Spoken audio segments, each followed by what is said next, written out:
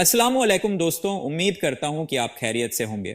दोस्तों, आजकल social media पर मुफ्ती सलमान अजहरी साहब की एक वीडियो ट्रेंड कर रही है जिसमें वह तबलीगी जमात वालों से इत्तेहाद, एकता की बात कर रहे हैं। तो आइए आज हम इसी मुद्दे की हकीकत पर नजर डालते हैं। सबसे पहले इस वीडियो को गौर से देखें और समझने की कोशिश करें कि मुफ्ती सलमान अजहरी साहब क्या कह रहे हैं। वीडियो को लाइक शेयर जरूर करें और चैनल को सब्सक्राइब करना ना भूलें। आज भी मैं दावत देता हूं, आज तो सोशल मीडिया का जमाना है, मेरी ये दावत कबूल करें उलमाए देवबंद या जो भी, मैं आपसे इत्तिहाद कर लूंगा, सीने से सीना लगा लूं, लेकिन सिर्फ ये बातों से तुम इनकार कर दो और कहो कि वही इश्क रिसालत हमारे अंदर है जो सैयदना अबू बकर सिद्दीक में था, सैयदना उमर फारूक में था, उस्मान इब्न अफ़्फ़ान में था, हैदर कर्रार में था। मैं आज इंसाफ के साथ अर्ज करना चाहूंगा, आज जो देवबंद है या जो देवबंदी हैं, अगर उनको मेरी बात बुरी लगती है तो ठंडे दिल से मेरे अजीज अपने दिल पर हाथ रख करके सोचो। आओ मैं तुम्हें दावत देता हूं, आओ हम उन तमाम चीजों पर जमा हो जाते हैं जो सहाबा और ताबईन से थी। कोई नई बात तुम अपनी किताब में नहीं लाओगे, कोई नई बात मैं अपनी किताब में नहीं रखता। आओ इत्तिहाद करो, मैं इस इत्तिहाद का ऐलान करता हूं, लेकिन जो नई बातें आई उसका तुम इनकार करोगे, अलल ऐलान करोगे और ये भी कहोगे कि हम इनसे दूर हैं। हुआ ये कि आला हज़रत रज़ियल्लाहु तआला अन्हु के ज़माने से थोड़े से पहले की हालात मैं बता रहा हूँ आपको। दारुल उलूम देवबंद के बाद 4 उलमा मैं साफ साफ आज अर्ज करता हूँ जिनकी किताबों से पूरी उम्मत में तनाज़ा फैल गया, इख्तिलाफ फैला। लोग हमको इख्तिलाफ का फतवा देते हैं, अगर ना ये किताबें आती ना ये कोई फतवे आते। किताबें लिखी गई, किताबों में अच्छी बातें थी, हुजूर सल्लल्लाहु अलैहि वसल्लम की सीरत पर भी कुछ किताबें लिखी गई, अल्लाह की शान में लिखी गई, बहुत सारी बातें अच्छी थी, लेकिन बीच में चलकर कुछ इबारतें ऐसी कि लड़खड़ा गई, और वो इतनी लड़खड़ा गई कि आम मुसलमान भी उसे बोलना पसंद नहीं करेगा। बराहीन कातिया किताब का नाम बोल रहा हूँ, तक़वियतुल ईमान किताब का नाम है, तहज़ीरुन नास किताब का नाम है, हिफ्ज़ुल ईमान किताब का नाम है।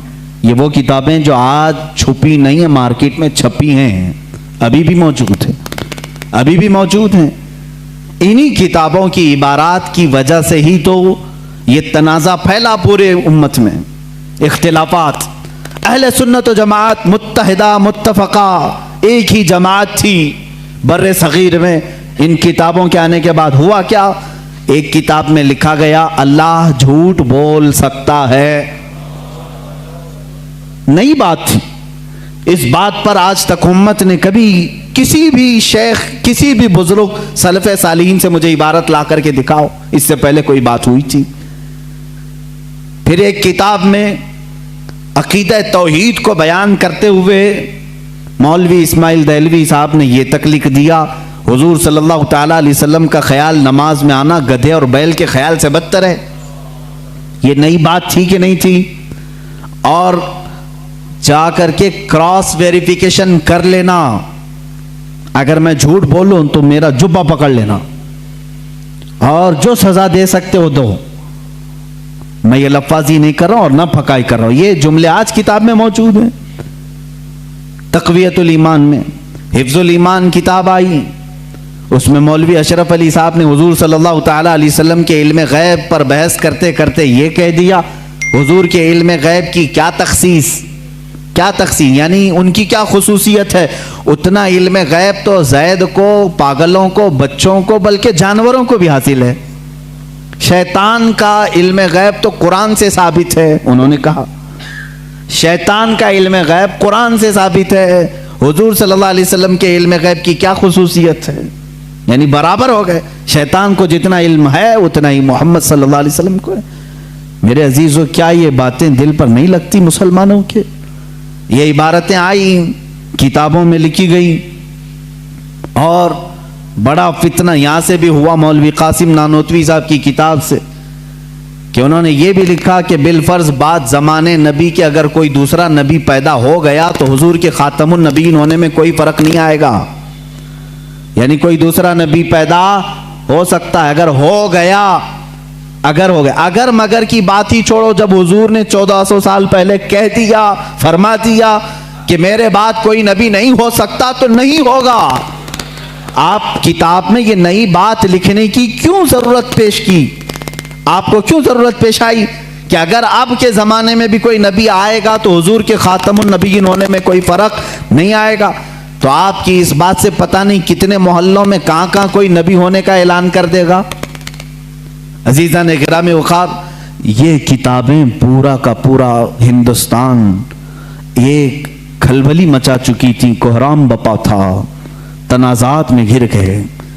قادیانی اپنے نبی ہونے کا اعلان کر رہا ہے, ادھر ایک نیچری فرقہ ہے علی گڑھ سے جو قرآن کے معجزات کا انکار, حسیات کو صرف ماننے والا, نیچر کو صرف ماننے والا اور مغیبات کو نہیں تسلیم کرنے والا, اور ایک طرف عظمت رسالت صلی اللہ تعالی علیہ وسلم پر, رسول کریم صلی اللہ تعالی علیہ وسلم کے متعلق یہ سارے جملے آ رہے ہیں.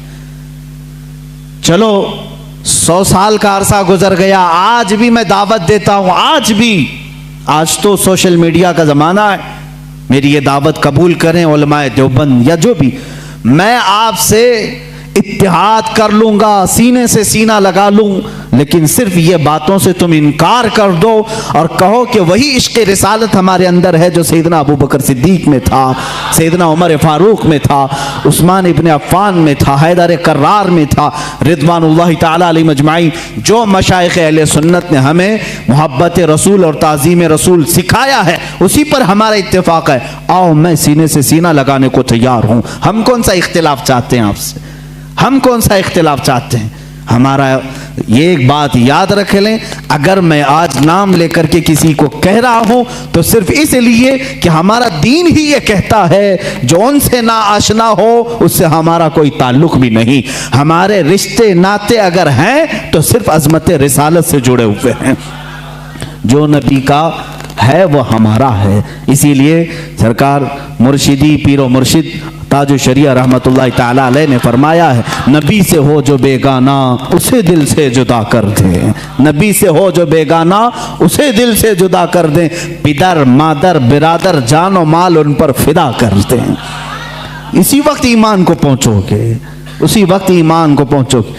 اب یہ حالات میں بتا رہا ہوں آپ کو, انڈیا کے, ہندوستان کے, اکھنڈ بھارت کے حالات, مسلمانوں میں تفرقہ پیدا کیا انگریز, اور انہوں نے اپنے مال, اپنی حکومت, اپنی سلطنت کو پھیلانے کے لیے, بہادر شاہ ظفر کا قتل ہو چکا تھا, اس کے بعد علماء حق نے محسوس کر لیا کہ انگریز درمیان امت تفرقہ ڈال کر اپنی کرسی سنبھالنے کی کوشش کر رہا ہے. تو وہ مرد مجاہد علامہ فضل حق خیر آبادی رحمت اللہ تعالی علیہ نے دلی کی جامع مسجد سے فتویٰ صادر فرمایا کہ انگریز ہندوستان کا دشمن ہے, ان سے قتال کرنا فرض ہے مسلمانوں کو. اسی فتوے کی بنیاد پر زندگی بھر کی عمر قید کی سزا میں ان کو انڈمان نکوبار بھیجا گیا, وہیں پر ان کی وفات ہوئی. آج مزار بھی ان کا جزیرہ انڈمان میں ہے. مولانا کفایت علی کافی رحمت اللہ تعالی علیہ جو 1857 کی یہ جو غدر ہے اس کے بعد کے علماء اہل سنت کی بات میں کر رہا ہوں, انہوں نے محسوس کر لیا اسی زمانے میں کہ انگریز نے فرقہ پیدا کر دیا ہے. کچھ علماء اس کی بولی بول رہے ہیں, ظاہر سی بات ہے یہاں کچھ علماء جو مدرسہ بنا رہے تھے ان کو ماہانہ مشاہرہ مل رہا ہے انگریز حکومت سے, علی گڑھ کو پاؤنڈ آ رہے ہیں انگلینڈ سے, اور دیگر علماء کو پاؤنڈ آ رہے ہیں, اور یہاں جو علماء ان کی ان خرافات کو بیان کر رہے ہیں ان کو پھانسی پر چڑھایا جا رہا ہے. مولانا کفایت علی کافی رحمت اللہ تعالی علیہ جن کے اعلیٰ حضرت بھی بڑی عزت فرمایا کرتے تھے، وہی کفایت علی کافی جنہوں نے اپنی ایک نعت میں کہا تھا، کوئی گل باقی رہے گا نہ چمن رہ جائے گا، پر رسول اللہ کا دین حسن رہ جائے گا، اطلس و کم خواب کے پوشاک پہ نازاں نہ ہو، اس تنے بے جان پہ خاکی کفن رہ جائے گا۔ یہ جو نعت انہوں نے لکھی تھی اس وقت جب آپ کو پھانسی کے پھندے پر چڑھایا جا رہا تھا، یہ مولانا کفایت علی کافی، پھر مولانا عنایت احمد کاکوروی رحمۃ اللہ تعالی علیہ، جن کو جیل کی سلاخوں کے پیچھے انگریزوں نے بند کیا، اس ایک عالم ربانی نے پتھر کی ٹھیکری سے دیواروں پر پوری علم الصیغہ کتاب لکھ دی تھی، جو آج بھی عالم کورس کی کتاب میں پڑھائی جاتی ہیں۔ عزیزان گرامی وقار، اگر انگریز کو علماء سے محبت تھی اور وہ مدرسے کی سنگ بنیاد میں آ رہے تھے تو ان علماء کے ساتھ وہ کالا پانی کی سزائیں اور موت اور پھانسی کی سزائیں کیوں دے رہے تھے؟ آپ سمجھا کریں، کچھ علماء کو وہ شہید کر رہے تھے اور کچھ علماء کو وہ پیسوں سے پال رہے تھے۔ یہ حالات بڑے دیگرگوں تھے، امت میں تفرقہ، اختلافات آ چکے تھے۔ اب یہ وہ زمانہ تھا، نیچریت اپنے پاؤں پھیلا رہی ہے، قادیانیت اپنے پاؤں پھیلا رہی ہے، دہریت اپنے پاؤں پھیلا رہی ہے، اور ایک طرف غیر مقلدیت بھی اپنے پاؤں پھیلا رہی ہے۔ ہندوستان کی سرزمین جو اہل سنت و جماعت کا گہوارہ تھی، اولیاء کا مرکز تھی، یہ خواجہ ہند کا ہندوستان تھا، یہ محبوب الہی کی وراثت کی زمین تھی۔ یہاں صابر کلیری کے مجاہدات تھے، یہاں بابا فرید کے نغمے تھے، یہاں پر اولیاء کاملین کا گلشن تھا، یہ تمام صوفیاء کاملین کے پروردہ مریدین کا ایک عظیم گلستان تھا۔ اس گلستان کو کئی انگریزوں نے اپنے پاؤں سے کچلنا شروع کیا، اس میں خزاں آنے لگ گیا، اس حسین گلدستے میں، ہندوستان کے گلدستے میں پھول مرجھانے لگے۔ نیچریت کا غلبہ آیا ہے، وہابیت کا غلبہ آیا ہے، قادیانیت کا فتنہ سر ابھار رہا ہے، الہاد و بے دینی کا فتنہ سر ابھار رہا ہے۔ اب ہندوستان کی سرزمین پر ایک ایسے مرد قلندر کی ضرورت تھی جو موسیٰ کا جلال لے کر فرعون کے مقابل میں آئے، جو ابراہیم کی ثبات قدمی لے کر کے نمرود کے سامنے آئے۔ اب ایک ایسے مرد قلندر کی ضرورت تھی جو صدیق کی صداقت اپنے سینے میں رکھتا ہو، فاروق اعظم کی عدالت اپنے سینے میں رکھتا ہو، عثمان ابن عفان کے حلم و بردباری اپنے سینے میں رکھتا ہو۔ ہندوستان کو اب ایسے مرد قلندر کی ضرورت تھی جو حیدر کرار کی شجاعت بھی رکھتا ہو، غوث اعظم کا نائب ہو، خواجہ ہند کا وارث ہو۔ اللہ رب العزت نے ہندوستان کے سنی مسلمانوں پر وہ احسان عظیم فرمایا جب صوفیاء کے مرکز اور اولیاء کاملین کی خانقاہیں آواز دینے لگی، الہا اب ہند کا کیا ہوگا؟ یہاں تو اب چادریں نہیں، اب گاگریں نہیں، یہاں اولیاء کی بارگاہ میں آنے سے روکا جا رہا ہے، وسیلے کو شرک، استمداد کو کفر کہا جا رہا ہے، عظمت رسالت پر حملے ہو رہے ہیں، نماز میں رسول کے خیال آنے کو برا بھلا کہا جا رہا ہے، پیٹ پیچھے کی خبر نہ ہونے کی حضور کے بارے میں کہی جا رہی ہے۔ الہا اب کون اس دین کا وارث ہوگا، جانشین ہوگا، محافظ ہوگا، نگہبان ہوگا؟ آواز آئی غیب سے، اللہ رب العزت نے پورے ہندوستان کے اس سائے پر ایک ایسی عظیم سلطنت کو بیدار فرمایا جس سلطنت کا نام ہم یوں کہتے ہیں، ملک سخن کی شاہی تم کو رضا مسلم، ملک سخن کی شاہی تم کو رضا مسلم، جس سمت آ گئے ہو سکے بٹھا دیے ہیں۔ اس عظیم ہستی کو اللہ تعالیٰ نے جلوہ فرمایا جس کو پوری دنیا سنیت، اعلیٰ حضرت کنز الکرامت، جبل الاستقامت، دریائے نعمت، آقائے رحمت، کنز الکرامت امام اہل سنت امام احمد رضا خان فاضل بریلوی کے نام سے جانتی ہے۔ اسی لیے میں نے کہا احمد رضا کا تازہ گلستان ہے آج بھی، خورشید علم ان کا درخشاں ہے آج بھی، سب ان سے جلنے والوں کے گل ہو گئے چراغ، احمد رضا کی شمع فروزاں ہے آج بھی۔ عزیزان گرامی، اس امام اہل سنت فاضل بریلوی کی جس گھر میں ولادت باسعادت ہوئی وہ عام گھرانہ نہیں تھا، علمی گھرانہ تھا، بزرگوں کا گھرانہ تھا، تقوی و پرہیزگاری کے شعار رکھنے والوں کا گھرانہ تھا۔ تو دوستوں، آپ نے دیکھا کہ مفتی سلمان اجہری صاحب اتحاد ایکتا کی بات کر رہے ہیں، لیکن اس کے لیے انہوں نے کچھ شرائط شرطیں رکھی ہیں۔ اب آئیے ایک اور ویڈیو دیکھتے ہیں تاکہ معاملہ اور صاف ہو سکے۔ نحمده ونصلي على رسوله الكريم، اما بعد۔ حضرت مولانا سلمان اظہری صاحب دامت برکاتہم ہندوستان کے ہیں اور بریلیوں کے بڑے عالم ہیں. ان کی کلپ میں دیکھ رہا تھا کہ وہ کہتے ہیں کہ دیوبندیوں کے ساتھ کھلے دل کے ساتھ میں اتحاد کرنا چاہتا ہوں، لیکن اس کے بعد انہوں نے 4 کتابوں کا نام لیا، برائن قاطیہ، تقویت الایمان، اور ان کی عبارتیں انہوں نے پیش کی اور کہا کہ یہ ان کا عقیدہ ہے، یہ نکالیں گے تو ہم اتحاد کریں گے. جواباً عرض ہے کہ حضرت وہ عقیدہ جو آپ پیش کر رہے ہیں ہم لوگوں کے لیے، دیوبندیوں کے لیے، وہ عقیدہ پہلے بھی نہیں تھا اور آج بھی نہیں ہے.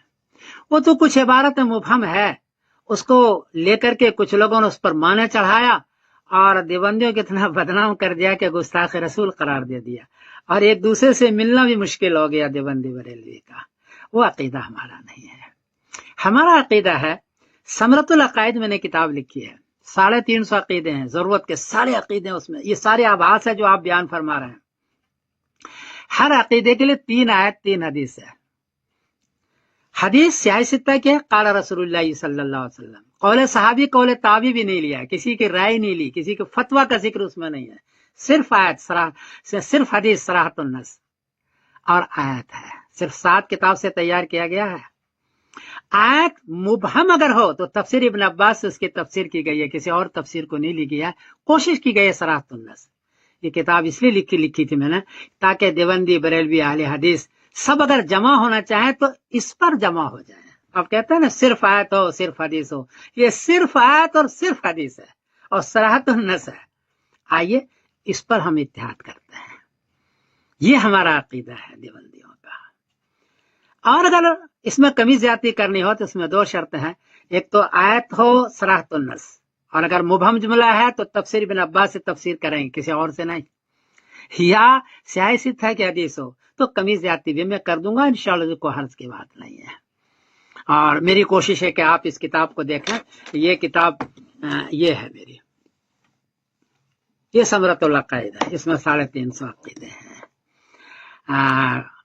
اس کو آپ دیکھیں، آن لائن موجود ہے. گوگل پر جب جائیں گے ثمرۃ العقائد لکھیں گے تو آپ فوراً یہ کتاب آ جائے گی. اس کو غور کریں. کمی زیادتی ہو تو ہم کو کہیں، لیکن شرط وہی ہے کہ آیت اور حدیث صراحۃ النص، قول صحابی قول تابعی نہیں. حضرت نے فرمایا یہ بالکل نہ ہو، اس لیے کہ حضرت پھر وہ اختلاف زیادہ ہو جائے گا. آپ اس کو دیکھیں. مجھے بڑا افسوس ہوا کہ سیاہ ستہ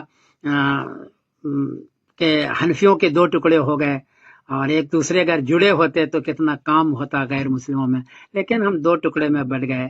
ابھی ڈاکٹر طاہر القادری صاحب دامت برکاتہم نے کہا تھا کہ ہم اتحاد کرتے، وہ بغیر شرط کے کہہ رہے تھے. مجھے بڑی خوشی ہوئی.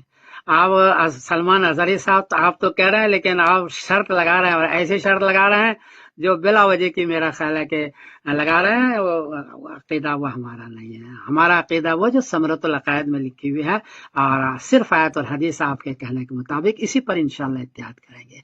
یہ اختلافی مسئلہ ہے، کمی زیادتی ہو تو معاف کر دینا، اس لیے کہ یہ زمانے سے اختلاف چل رہا ہے. تو یہ ہے، اور میں آپ سے کھلے دل سے اتحاد کرنا چاہتا ہوں، اور صرف آیت اور صرف حدیث صراحۃ النص پر اتحاد کرنا چاہتا ہوں. میں سمیر الدین قاسمی بول رہا ہوں مانچسٹر انگلینڈ سے. سلام علیکم. تو دوستوں، آپ نے یہ بھی دیکھا کہ وہ کہہ رہے ہیں کہ ان کا ایسا عقیدہ آستھا نہیں ہے، لیکن پھر بھی وہ ان کتابوں کو کیوں مانتے ہیں جن میں اس طرح کے عقائد صراحت کے ساتھ لکھے گئے ہیں. خیر، امید کرتا ہوں کہ آپ بات کو سمجھ گئے ہوں گے. اب آپ کی کیا رائے ہے کمنٹ میں ضرور بتائیے. اللہ پاک ان سبھی دیوبندیوں کو ہدایت عطا فرمائے. آمین. ملتے ہیں کسی نئی ویڈیو میں، تب تک کے لیے اللہ حافظ. ویڈیو کو لائک اور شیئر کرنا نہ بھولیں اور چینل کو ضرور سبسکرائب کریں.